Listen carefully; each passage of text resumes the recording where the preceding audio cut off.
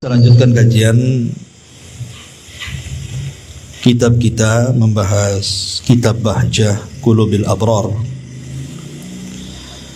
untayan-untayan hadis dari Jawami'ul Kalim, kalimat-kalimat singkat Rasul namun syarat dengan makna.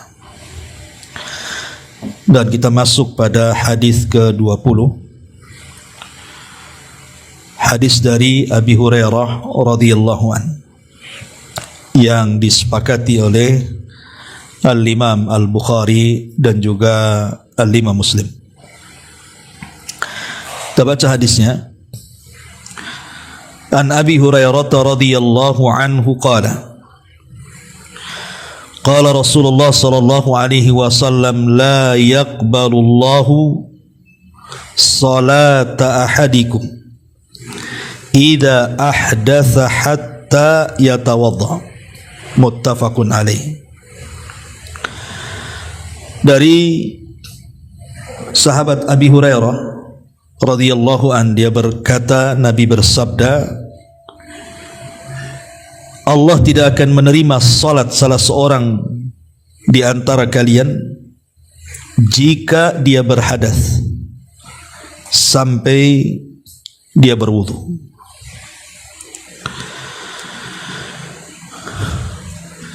Ma'asyiral muslimat yang dimuliakan Allah Subhanahu wa taala, hadis ini menjelaskan tentang fadlul wudu, tentang keutamaan berwudu, di mana wudu itu menjadi syarat daripada sahnya sebuah ibadah salat. Artinya kalau salat tanpa wudu berarti tidak sah salatnya, karena dia menjadi syarat sah daripada salat. Sebelum kita bentangkan hadis ini, kita akan menjelaskan tentang keutamaan wudu dulu, biar kita makin terangsang untuk terus menjaga wudu dan tahu arti dibalik keistimewaan orang yang menjaga wudu. Baik, ma'asyiral muslimat yang dimuliakan Allah Subhanahu wa taala, di antara keistimewaan wudu itu banyak sekali, dan tentu yang paling istimewa adalah wudu itu mukaffiratun lidzunub, bisa menghapuskan dosa-dosa kita. Bayangkan Bu, setiap hari kita ini banyak melakukan dosa. Tidak lisan kita, mata kita. Tidak mata kita, ya telinga kita. Tangan dan juga kaki kita. Setiap hari kita melakukan dosa. Lah dengan rahmat Allah Subhanahu wa taala, kita bisa menggugurkan dosa itu hanya dengan amalan ringan. Dengan cara apa? Berwudu. Dalam sebuah hadis dijelaskan dari Utsman ibn Affan radhiyallahu an, Nabi sallallahu alaihi wasallam bersabda, man tawaddaa fa ahsanal wudu kharajat khatayahu min jasadihi hatta takhruja min tahti adfarihi. Kata Nabi sallallahu alaihi wasallam, siapa yang berwudu dan dia perbaiki wudunya, maka kesalahan-kesalahan dalam jasadnya akan keluar sampai di bawah jari jemarinya. Subhanallah. Betapa banyak dosa yang kita lakukan dari lisan kita, baik dusta, ghibah dan yang semacamnya kan.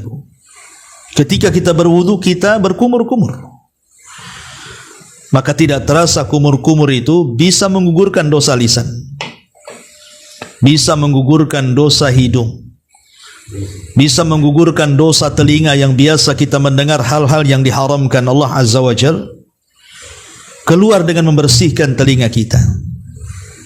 Dengan usapan wajah kita, usapan tangan dan kaki ketika saat berwudu itu bisa menghapuskan dosa-dosa kita. Kan luar biasa. Tanpa sadar dengan wudu itu dosa-dosa kita akan rontok. Dan ini keistimewaan yang luar biasa. Karena terkadang ini kan kita malas bertobat, istighfar, berwudu saja. Kan tidak memakan waktu yang lama wudu itu. Tidak sampai 5 menit wudu itu, tapi bisa menghapuskan banyak dosa dari badan kita. Ini yang pertama. Yang kedua, kalau seandainya iman itu dibagi 2, maka separuh iman itu adalah wudu. Makanya Nabi SAW mengatakan, at-tuhuru syatrul iman. Bersuci itu separuh daripada keimanan. Luar biasa. Padahal cabang-cabang iman itu kan banyak. Yang paling tinggi ucapan la ilaha illallah, dan yang paling rendah itu mengambil hal-hal yang mengganggu manusia di jalan seperti paku, batu dan yang semacamnya, kemudian kita pinggirkan. Tetapi cukup dengan berwudu kita sudah mendapatkan separuh iman. Dan ini luar biasa. Bahkan lebih daripada itu, wudu ini mencerminkan kita ini umat Rasul. Karena Nabi SAW tidak akan kenal dengan kita pada hari kiamat kecuali kita banyak melakukan wudu ketika di dunia. Nabi tidak pernah melihat kita dan kita pun tidak pernah melihat Nabi. Hanya para sahabat yang pernah melihat Nabi dan dilihat Nabi. Kita kan tidak. 14 abad yang silam Rasul sudah meninggal. Macam mana Rasul SAW akan melihat kita? Lah bagaimana supaya kita ini diakui menjadi umat Rasul? Caranya berwudu. Makanya ketika Nabi SAW pulang dari ziarah ke kuburan syuhada Uhud, tiba-tiba Nabi SAW menangis dan mengatakan, Ashfaqtu li ikhwani. Aku rindu ingin berjumpa dengan teman-temanku. Kata para sahabat, awalasna ikhwanuka ya Rasulullah, bukankah kami teman-teman wahai Rasul? Maka Nabi SAW mengatakan, bal antum ashabi, kalian bukan temanku, kalian sahabatku. Tapi teman-temanku adalah kaumun ya'tuna min ba'di walam yarawni. Sebuah kaum yang datang sepeninggalku dan dia tidak pernah melihatku. Kemudian Nabi SAW mengatakan, kelak pada hari kiamat akan datang sekelompok manusia dari umatku, ghurran muhajjalina min atharil wudu, di mana ada cahaya yang memancar dari bekas-bekas wudunya, baik dari wajahnya ataupun dari tangan dan kakinya. Kemudian Nabi SAW akan kenal dan menunjuk satu persatu, itu saudaraku, itu kawanku, dengan melihat cahaya yang ada di wajah dan kaki tangan, karena itu bekas wudu. Jadi Rasul akan menunjuk, itulah temanku, itulah temanku. Dan ini keistimewaan yang luar biasa diakui menjadi umat Nabi SAW, dan Rasul akan kenal kita pada hari kiamat. Ma'asyiral muslimat yang dimuliakan Allah Subhanahu wa taala. Bahkan itu pula yang menjadikan perhiasan kita pada hari kiamat di hadapan seluruh umat selain umat Nabi SAW. Kita punya perhiasan. Kalau di dunia mungkin ibu menggunakan perhiasan ya emas, anting-anting, gelang-gelang dan yang semacamnya. Tetapi di akhirat justru perhiasan itulah cahaya yang keluar dari bekas wudu yang kita lakukan di dunia. Tablugul hilyatul mu'min haitsu yablugul wudu. Maka perhiasan seorang mukmin itu akan semakin banyak sesuai dengan wudu yang kita lakukan di dunia. Ma'asyiral muslimat yang dimuliakan Allah Subhanahu wa taala, bahkan lebih daripada itu, wudu ini bisa menjauhkan kita dari keburukan syaitan. Ketika Nabi SAW bicara soal marah, apa kata Rasul? Innal ghadaba minas syaitan. Marah itu puncaknya dari setan. Wa inna syaitan khuliqa minan nar. Dan setan itu tercipta dari api. Wa innama tudfa'un nar bil ma, dan api itu hanya mudah dipadamkan dengan air. Kata Rasul, fa idza ghadiba ahadukum falyatawadda. Kalau kalian sedang emosi, marah, dendam, maka berwudulah. Karena wudu itu bisa menghilangkan keburukan setan. Lihat bagaimana keistimewaannya, Bu. Setan itu kan berikan was-was. Orang saat marah, Bu, kadang-kadang ucapan saja tidak tahu apa yang diucapkan. Marah, merah, lisannya juga tidak terjaga. Kadang-kadang ada orang yang tidak terbiasa mengucapkan kalimat binatang, bisa terucap tuh lagi marah tuh. Ya, karena itu bisikan setan. Dan itulah keburukan setan di situ. Betapa banyak gara-gara marah orang bisa membunuh, gara-gara marah orang bisa memukul, gara-gara marah orang bisa berbuat zalim, dan begitu seterusnya. Lah wudu ini salah satu menghindarkan dari keburukan syaitan. Dan ini keistimewaan yang luar biasa. Bahkan jangan salah, Bu, wudu ini sebab bisa menambah umur loh. Jadi umur kita ini akan ditambah dan dicintai para malaikat. Dalam sebuah hadis yang dikeluarkan oleh Imam At-Tabrani dalam Mu'jamul Awsat dan juga Mu'jam As-Saghir dari Nabi SAW, dari sahabat Anas bin Malik radhiyallahu an, dia mengatakan, ya bunai, asbigil wudu. Kata Rasul kepada Anas, wahai anakku, sempurnakan wudu. Yazid fi umrika wa yuhibbuka hafizatuka. Maka dengan menjaga wudu, umurmu akan bertambah, para malaikat akan suka dengan kamu. Bayangkan, umur kita akan ditambah dengan wudu. Jadi kalau ingin panjang umur, ya banyak-banyak berwudu lah. Kalau ingin dicintai para malaikat, maka banyak-banyak berwudu. Karena setan itu tidak mungkin dekat kepada orang-orang yang suci. Ketika setan tidak dekat, berarti malaikat yang mendekat. Ingat, ketika malaikat suka dan cinta dengan kita, kita akan mendapatkan banyak keutamaan. Lah, siapa yang mencabut nyawa kita kalau bukan malaikat? Siapa yang mencatat amal kita kalau bukan para malaikat? Siapa yang mengawasi dan menjaga kita kalau bukan para malaikat? Kalau malaikat-malaikat ini sayang dan cinta dengan kita, tidak mungkin dia mencabut dengan cara yang tidak baik. Tidak mungkin mencatat kecuali yang baik-baik, dan begitu seterusnya. Maka dengan berwudu itu bisa menambah umur, bisa dicintai para malaikat, bahkan lebih daripada itu, sebab dikabulkan doa juga itu karena wudu. Jadi kalau ingin dikabulkan doa-doa kita, maka sebelum berdoa itu wudu dulu. Walaupun hukumnya sunnah saja. Karena disebutkan dalam sebuah hadis yang dikeluarkan Imam Ahmad dalam musnadnya, Nabi SAW mengatakan, ma min rajulin yabitu ala tuhrin thumma yata'ar minal laili fayadhkur wa yas'al Allah azza wa jal khairan min khairid dunya wal akhirah illa atahu Allah azza wa jal iyah. Kata Rasul, barang siapa seseorang dia bangun tengah malam, kemudian dia mengambil wudu, kemudian dia pun berzikir kepada Allah dan meminta sesuatu kepada Allah, kebaikan, dari kebaikan dunia dan akhirat, kecuali Allah subhanahu wa ta'ala akan memberikan kebaikan itu kepadanya. Dari sini kata para ulama, lihat bagaimana wudu itu sebab terkabulkannya doa. Bahkan lebih daripada itu adalah mendapatkan syafaat Nabi sallallahu alaihi wasallam.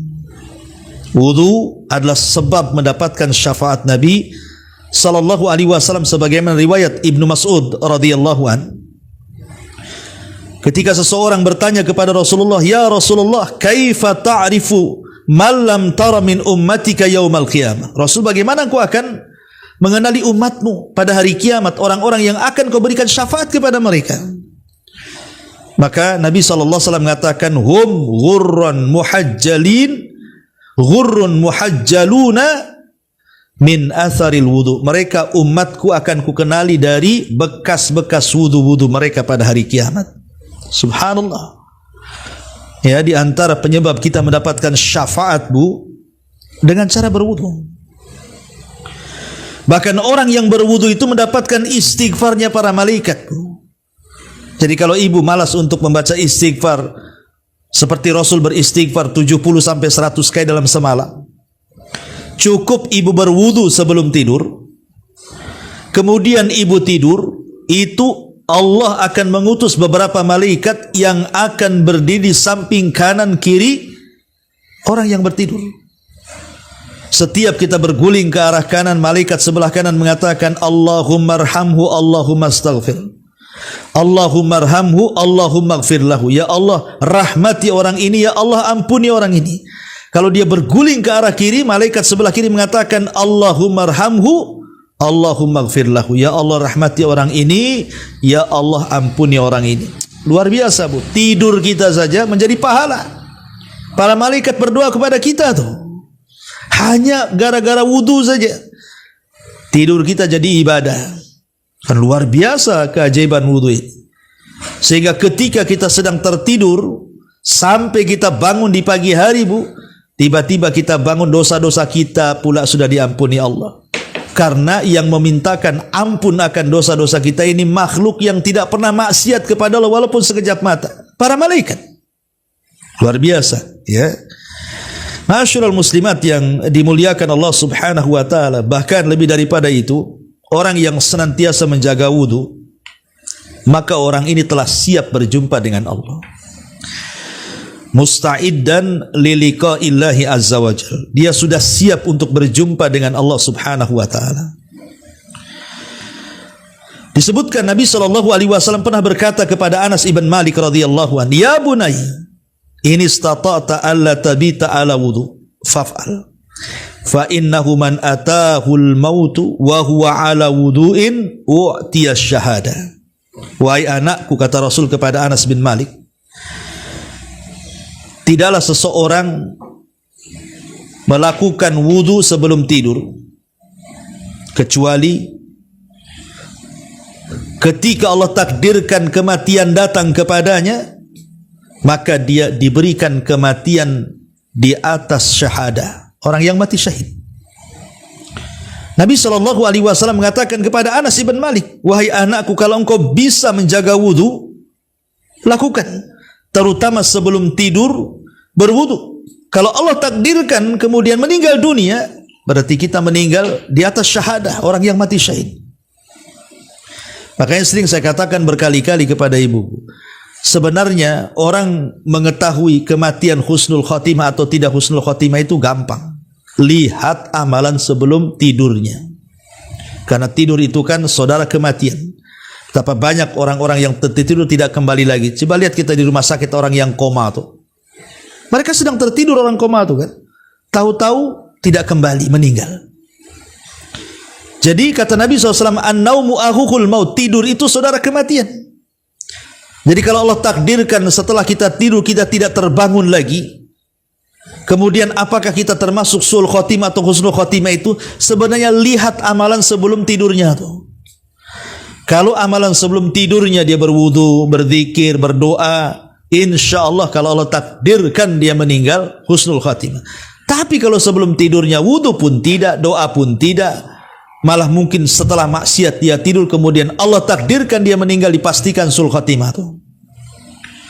Maka hadis ini menunjukkan orang yang tidur setelah berwudu berarti dia sudah siap berjumpa dengan Allah Subhanahu wa taala. Itu keistimewaan yang luar biasa sekali. Dan ini termasuk hadiyun Nabi, ya. Termasuk sunnah Nabi SAW, petunjuk Nabi itu, sampai Rasul itu tidak pernah sholat kecuali wudu, walaupun dia masih punya wudu. Jadi Rasul itu setiap sholat dia berwudu, padahal wudunya tidak batal tuh. Namanya disebut tajdidul wudu, namanya memperbaharui wudu, walaupun itu sunnah memperbaharui wudu, tapi ini adalah sunnah Nabi. Lihat, kalau Nabi SAW saja berusaha menjaga kebersihannya, kesuciannya, sampai setiap sholat dia berwudu, padahal dia sudah diampuni dosanya yang telah, yang sedang, dan yang akan datang. Harusnya kita yang banyak dosa itu yang menjaga wudu. Makanya di zaman Rasul ada seorang sahabat namanya Bilal ibn Rabah radhiyallahu anhu. Ketika Nabi SAW dalam peristiwa Mi'raj itu, Rasul kan diperlihatkan dan masuk ke dalam sorga. Bahkan Rasul mengatakan, dakhaltul jannah, aku masuk ke dalam sorga. Fa idza sami'tu khashkhasata na'lai. Tiba-tiba aku mendengar ada suara terompah-terompah yang berjalan di sorga. Rasul bertanya, itu suara terompah siapa? Maka Jibril mengatakan, itu suara terompahnya Bilal. Maka selepas peristiwa itu Rasul memanggil Bilal dan mengatakan, ya Bilal, inni sami'tu khashkhasataka fil jannah, madza tasna? Wahai Bilal, aku mendengar loh suara terompahmu di sorga. Apa yang kau amalkan? Apa yang kau lakukan? Bilal bingung ketika itu. Dia hanya mengatakan, ya Rasulullah, boleh jadi ma tawadda'tu wudu'an illa wa qad shallaitu rak'ataini. Karena setiap aku batal wudu, aku wudu lagi. Setiap batal aku wudu lagi. Dan setiap wudu aku tidak pernah melupakan solat wudu 2 rakaat. Lihat, Bilal ibn Rabah radhiyallahu anhu seumur hidupnya menjaga wudu. Cobalah kalau seandainya kita praktekkan saja seminggu, Bu, ya. Atau jangan seminggu lah, 1 hari saja, Bu. Umpamanya ibu wudu pagi, nanti batal wudu lagi, batal wudu lagi. Coba ibu bisa rasakan, Bu, dalam 1 hari. Karena wudu itu termasuk husnul muslim. Jadi seorang muslim itu akan terjaga dari keburukan hawa nafsu, keburukan syaitan, keburukan orang-orang yang hendak berbuat buruk kepada kita. Maka akan terhalang tuh semua keburukan-keburukan itu. Karena wudu itu adalah tahassud, sebagai benteng kita dari keburukan-keburukan syaitan terutama dan hawa nafsu kita. Karena kita senantiasa di atas kesucian. Dan ingat bahwa dengan wudu itu derajat kita akan diangkat. Dalam sebuah hadis Nabi SAW mengatakan, ala adullukum ala ma yamhullahu bihil khataya wa yarfa'u bihi darajat, kata Rasul. Maukah kutunjukkan kepada kalian sesuatu yang Allah akan hapuskan kesalahan-kesalahan kalian, Allah angkat derajat kalian di sorga? Sahabat mengatakan, qalu bala ya Rasul, tentu wahai Rasul. Apa itu yang bisa menghapuskan kesalahan dan mengangkat derajat kita di sorga itu? Kata Rasul, isbaghil wudu alal makari. Sempurnakan wudumu ketika engkau tidak suka berwudu. Lihat. Jadi dia bisa mengangkat derajat kita. Bahkan itulah jalan, kalau kita lihat hadis Bilal tadi, berarti berwudu itu menjadi jalan pintas menuju sorga. Sebelum orang yang masuk, sandalnya sudah masuk tuh Bilal tuh, ke dalam sorga. Dari sini istimbatnya bahwa wudu itu adalah sabilul jannah, jalan dari jalan-jalan menuju sorga Allah subhanahu wa ta'ala. Dan wudu adalah cahaya seorang muslim di tengah-tengah kegelapan pada hari kiamat. Ma'asyiral muslimat yang dimuliakan Allah subhanahu wa ta'ala, ingat hadis yang pernah saya sampaikan di sini. Kita tahu bahwa setiap kita, saya, ibu atau siapapun, ketika tidur tengah malam, maka syaitan itu kan akan datang kepada kita, Bu, mengikat 3 ikatan di tengkuk kita. Setiap setan mengikat 3 ikatan di tengkuk kita, maka setan akan membacakan mantra dan mengatakan, nim naumatan tawila. Tidur, malam masih panjang. Akhirnya terlenalah tidur kita, bablaslah sepertiga malam akhir. Bahkan sebagian kita bablas pula waktu subuh. Kadang-kadang bangun jam 6 atau setengah 7, yang lebih parah jam 9 pula dia bangun. Kenapa kemudian orang itu kok dilenakan oleh setan? Karena diikat tengkuknya. Tapi Nabi SAW memberikan solusi, kata Rasul, kalau dia terbangun langsung berzikir, membaca doa, tasbih, tahlil, takbir, maka hilang 1 ikatan.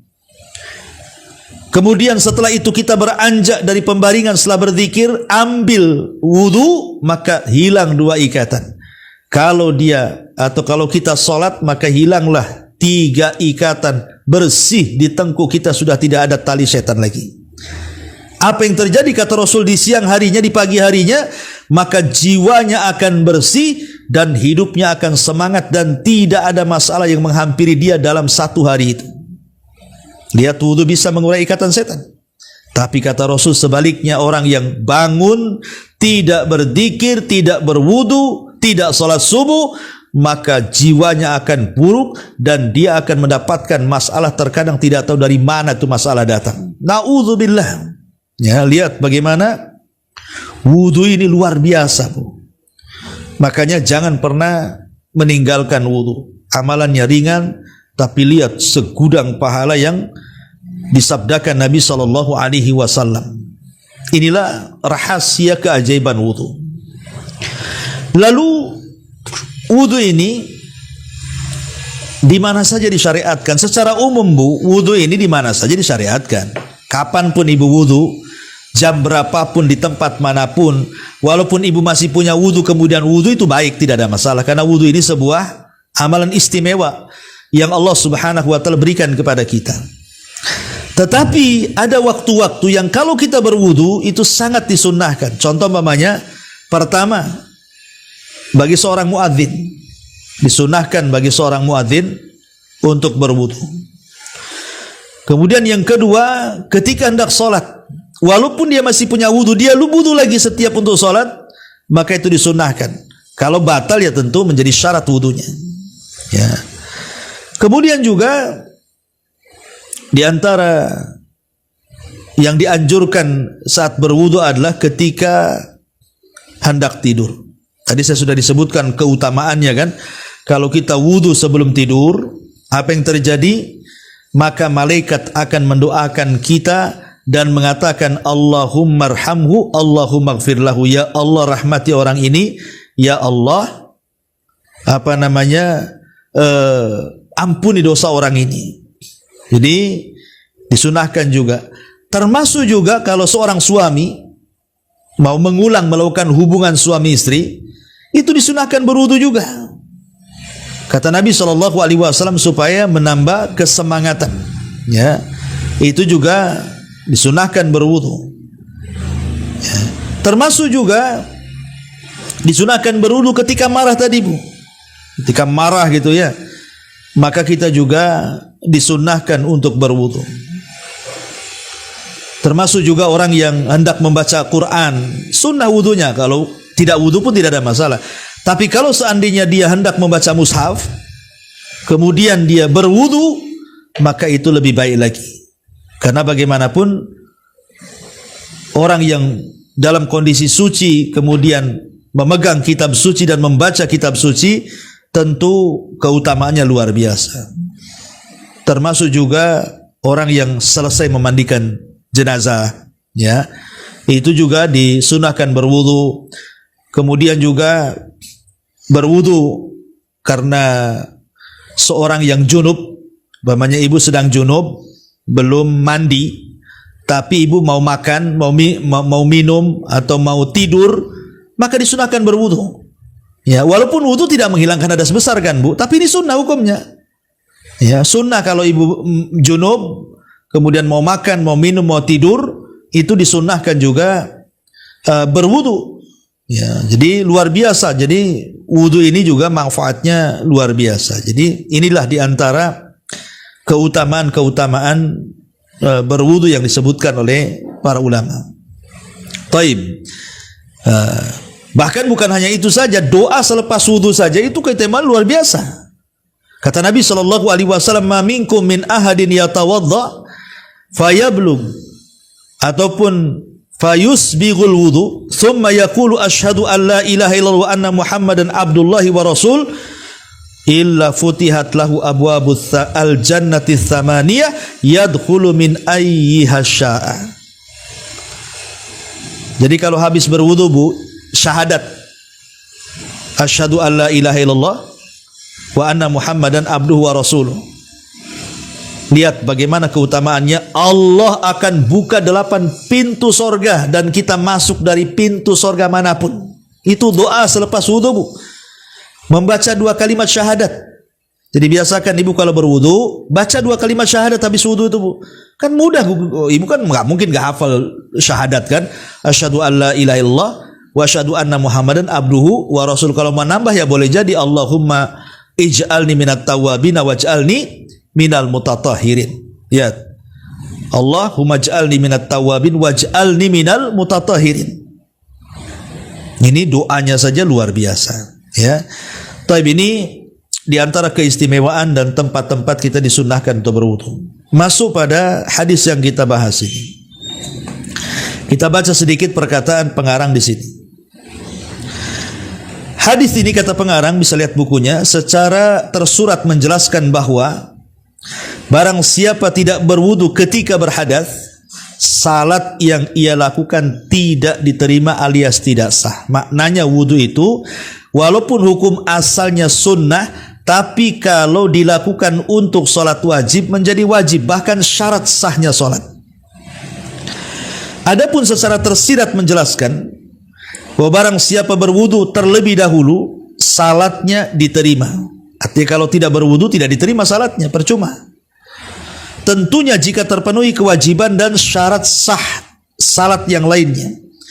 Karena sang pemberi syariat, maksudnya Allah, mengaitkan banyak hukum ibadah dengan perkara tertentu, akan tetapi tidak cukup dengan satu perkara itu saja untuk terlaksana sebuah hukum, namun hingga terpenuhi seluruh syarat-syaratnya. Artinya wudu ini bukan satu-satunya syarat sahnya sholat, ya, banyak syarat-syarat yang lain. Wudu ini salah satunya saja, ya. Kemudian kata beliau di sini, dalam hadis Nabi SAW ada kalimat hadas, kan, idza ahdatsa, apabila dia berhadas. Hadas di sini mencakup seluruh pembatal-pembatal wudu, termasuk juga sesuatu yang keluar dari dua jalan, kubul dan dubur. Kemudian juga tidur juga membatalkan wudu. Maksudnya tidur yang terlelap, ya, bukan tidur yang, kan tidur itu ada dua, Bu. Ada tidur itu yang disebut dengan selip-selip chicken. Nah, itulah tidur-tidur ayam gitu, ya. Itu enggak terlelap tuh. Nah, itu tidak batal wudunya. Maksudnya sampai ngorok enggak tahu di sekitarnya, itu batal wudunya. Ataupun kotoran yang keluar dari sebagian tubuh yang lain selain kubul dan dubur, umpamanya operasi mengeluarkan kotoran dari perut, nah itu juga sama juga, ya, bisa membatalkan wudu karena termasuk najis. Termasuk memakan daging unta, menyentuh wanita karena syahwat, menyentuh kemaluan dengan tangan dan dia bersyahwat, ya, maka itu semua juga bisa membatalkan wudu, baik yang disepakati atau yang diperselisihkan. Ya, jadi yang dimaksud hadas di sini artinya semua pembatal wudu. Sehingga barang siapa, kata beliau, mendapati pada dirinya salah satu dari pembatal-pembatal ini, salatnya tidak sah sampai dia berwudu kembali secara sempurna. Dia harus membasuh bagian-bagian tubuh yang telah disebutkan oleh Allah Subhanahu wa taala di dalam surah Al-Maidah itu. Kemudian kata beliau juga, hadis ini juga menunjukkan bahwa barang siapa salat dalam keadaan lupa atau tidak tahu bahwa dia berhadas, wajib baginya untuk mengulang salatnya berdasarkan keumuman makna hadis. Sedangkan hadis tersebut telah disepakati kesahihannya, maka walaupun dia mendapatkan pahala atas salat yang telah dilakukan serta sebagian ibadah yang terkandung di dalamnya, akan tapi wajib baginya untuk mengulang salat tersebut supaya terbebas dari beban kewajiban. Dan ini berbeda halnya dengan orang yang bersuci lalu dia lupa di badannya atau pakaiannya ada najis, maka tidak perlu mengulang salatnya. Menurut pendapat yang saya, cukup dilepas saja. Jadi kalau badan kita sudah berwudu, kemudian kita ingat di pakaian kita ada ompol anak, ya, anak kita kencing, kalau bisa dilepas, ya, bisa dilepas. Makanya kita dua pakaiannya ada dua, kita bisa lepas gitu, ya. Cukup dibuang najisnya saja yang ada najisnya, tetapi wudunya tidak batal kalau najis yang menempel di badan. Begitu kata mu'allif rahimahullahu ta'ala. Nah, inilah diantara keterangan singkat dari beliau, Syekh Abdurrahman As-Sa'di rahimahullahu ta'ala.